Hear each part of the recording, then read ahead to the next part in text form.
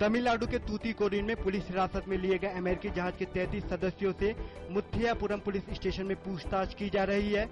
Tamil Nadu police ने अमेरिकी जहाज MV सीमेन गार्ड ओहियो को भारतीय जल क्षेत्र में अवैध प्रवेश करने पर मामला दर्ज किया है।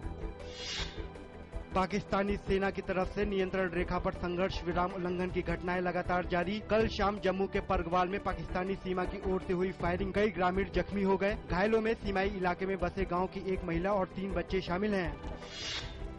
जम्मू कश्मीर के मुख्यमंत्री उमर अब्दुल्ला ने पाकिस्तान द्वारा नियंत्रण रेखा पर संघर्ष विराम उल्लंघन पर चिंता जताई है। उन्होंने कहा कि पिछले महीने दोनों देशों के प्रधानमंत्री न्यूयॉर्क में मिले थे और संघर्ष विराम को लेकर दोनों देशों ने सहमति भी जताई थी।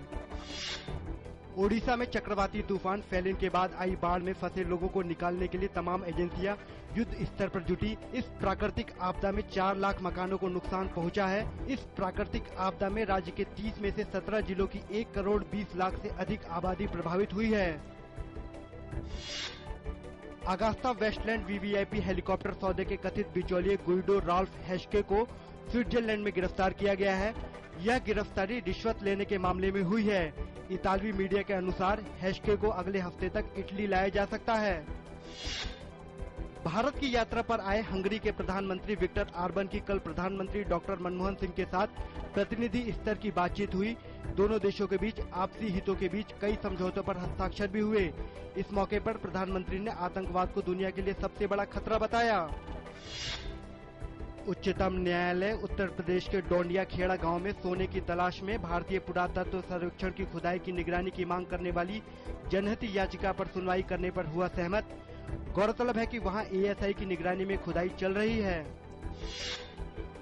शेयर बाजार बढ़त के साथ खुले। सेंसेक्स 118 अंक की बढ़त के साथ 20,533 अंक पर खुला। इसी तरह नेशनल स्टॉक एक्सचेंज का निफ्टी भी 42 अंक ऊपर 6,087.55 अंक पर खुला। आज अंतरबैंक विदेशी मुद्रा बाजार में डॉलर की तुलना में ₹13 मजबूत होकर 61 रुपए 10 पैसे प्रति डॉलर पर खुला। कल डॉलर की तुलना में ₹60 मजबूत होकर 61 रुपए 23 पैसे प्रति डॉलर पर बंद हुआ था।